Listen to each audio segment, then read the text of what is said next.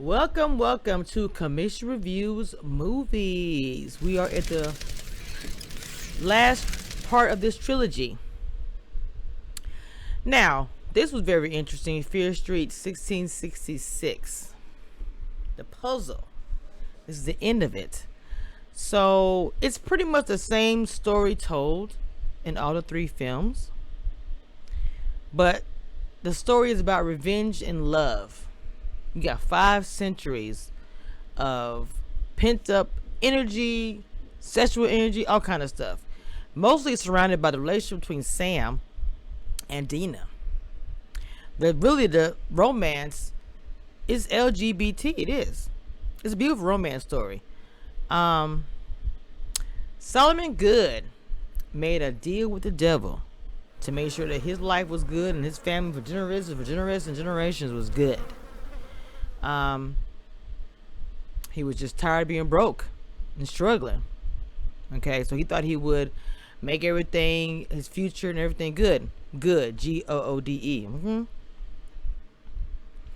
When Good sees Sarah and explains that when she discovers in him a really creepy cave where he performs his pagan rites.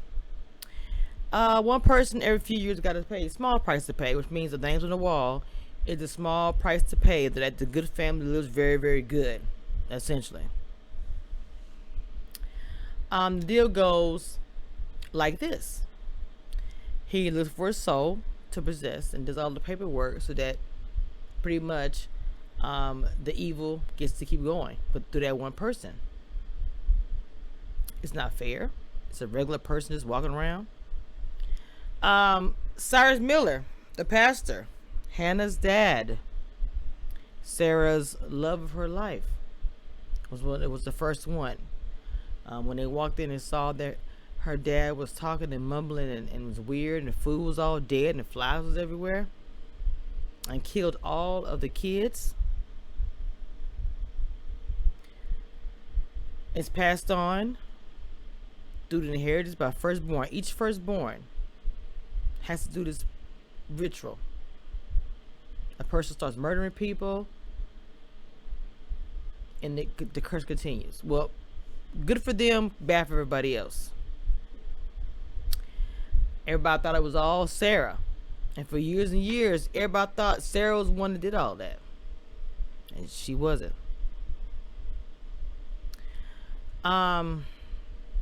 They had to protect the Pack generation for generations that nobody ever discovered.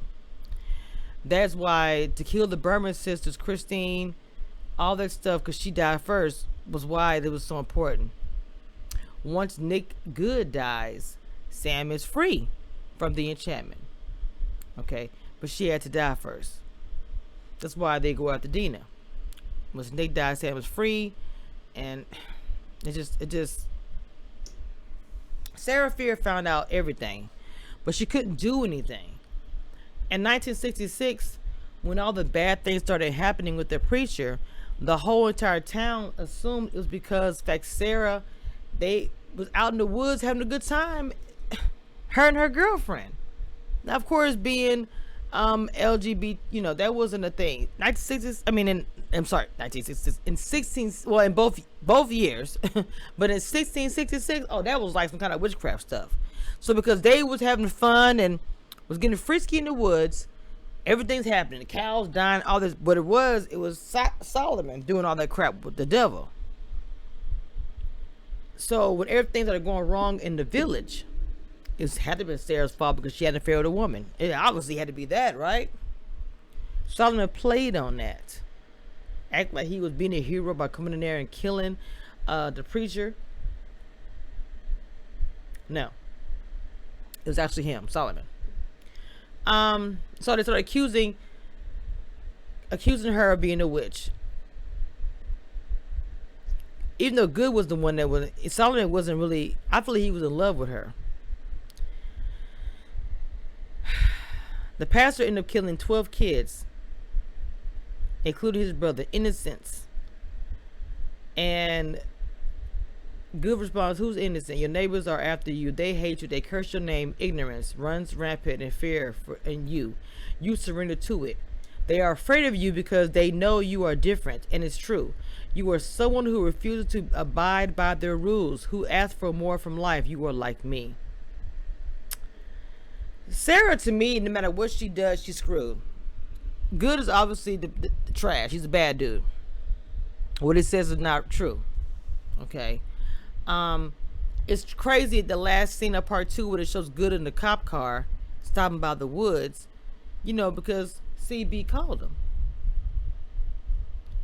So Sarah was okay. All this because Sarah was in love with another woman, and they ended up getting her girlfriend and putting her up and about to chain her up, had her locked up, and she told Sarah to run. Sarah was like, no. And I think about this, if she had not gone running or hiding, she'd probably been married to Good. Okay? And she probably would discover the secret, but it wasn't meant to go that way. Sarah sacrificed herself, and as he was roping her up, she was like, the truth it's gonna come out one day. One day. I curse you and your family. It's gonna come out one day. All this stuff that you caused, all the problems that you caused, is going to come out. Because if you think about it, it's super messed up. Because at the moment, everyone is literally thinking that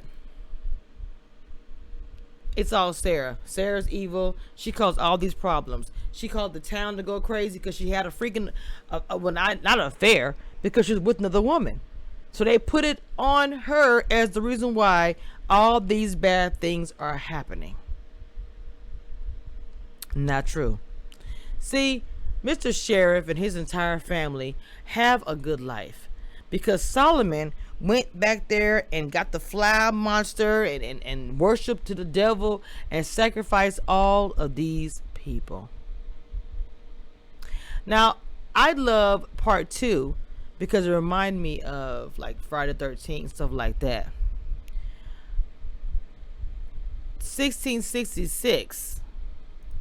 It reminds me of just trying to clear the story up. I don't know. It doesn't remind me of anything, honestly. I find it interesting how, because according to this, the curse was put on Shady's side in 1666. You hear so much about her in all these first 2 films. You get to meet Sarah in part 3. Dina becomes Sarah.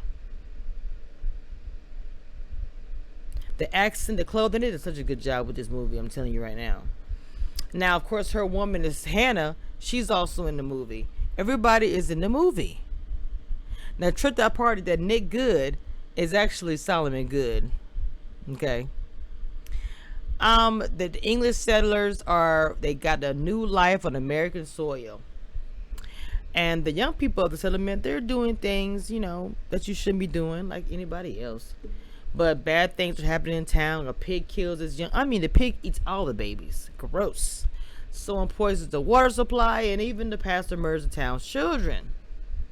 Of course, they're saying, Sarah and Hannah, because of what they did, they caused all these problems. I'm like, this is not what's happening. The part 2 to me was more of a slasher film. This to me kind of put me in that mind. I can't think of that movie where they all was I can't think of the movie where they all was together and they all thought that their world was there. And anyway, I don't want to go into that. I cannot freaking think of it. But it was the teenagers that saved the town, because at the end of it, they flash back to part 2 and they're at the mall. And you have these 2 over here who ends up saving the entire town. Both of them. Okay. They even find out the guy that had the spray paint that went to jail. Come to find out, the Sheriff Good did that. Sheriff Good, the Goods were actually really, really evil. The name is Good. I don't understand that. But they're really evil. Period. They had a great life, but they were just evil to everybody in town. And it's like, all of a sudden, when Good was killed, there's allegedly Precious Town turned bad quickly. As soon as he was killed, somebody got hit by a car. I was like, ooh, Was this town always evil? Shady Side? I don't know. Okay. I will say that I did enjoy um part three, but I enjoyed part two more. Part one was kind of introduction, a little bit slow. I'll admit that part one was a little slow. Part three took me a little bit minute um to get into it. I felt like at the very end, when you figured out that Good family and everything they did was the reason why everything was so bad. The fact that Good ended up saving her at the end, CB, that was crazy too, because she kept thinking about it. She's like, I think that Good was good, and she helped me with the Carrie incident, all that stuff. So when all the different killers came after them at the mall, they realized that each person that was there was chosen by the Good family, as evil as they are, and the town was cursed because of what Solomon did from 1666. His entire family had fortune and fame, the mayor, everybody, but the mayor did not claim his brother Good, because at the very end, he ended up being the one that was accused of killing all the people in town, all these problems that he was the one that said was the reason why everything went down. The sheriff thought he was gonna be good for the rest of his life. He did. He thought he was gonna put it all on Miss Dina. Dina was like, I ain't got time for that. No. She ended up saving her girlfriend and everything. She was the hero. Period. And her brother. Let me just say, did we ever see their dad? Did we ever see their dad? Where is Elusive? And not being funny, I was like, he's African American, right? And if I looked at her, I was like, well, is she like biracial? I'm confused by, and not that it really is important, because it's not. But I really wish somebody would explain, did I miss it? Did I miss this about the two? I need to find out. Hold on real quick. Let me see if I can find.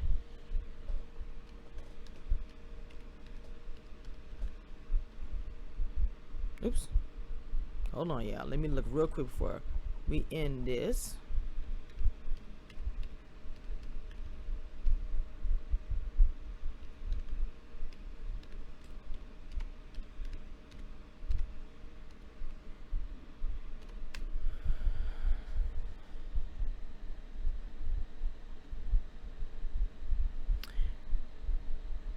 They don't say anything about it. I want to see. But then again,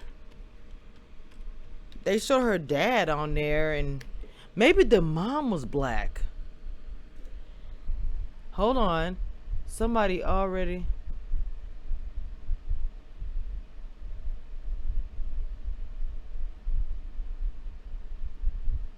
Because somebody else was asking the same question. It.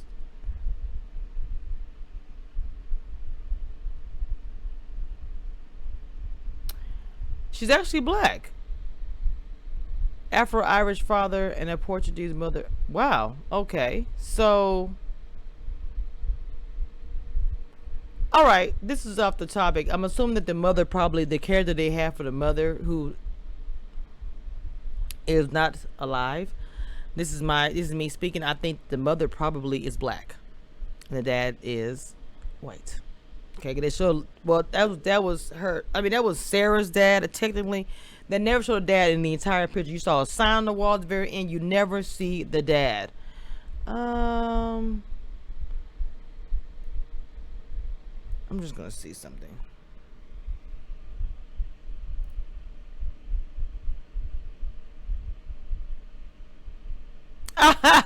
They said, okay, let me read it out loud. Similar to most of us, Dina inhabits in a world of absentee adults, like a regular Peanuts character. Womp womp womp womp. Her dad is MIA, but she lives with her brother.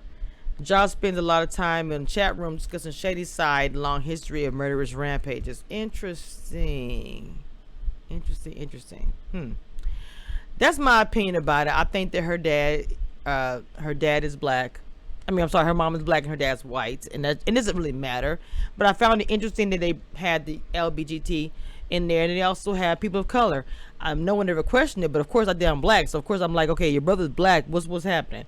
So obviously one of the parents had to be black, or maybe they're adopted, or maybe a parent married. Who knows? But I love the way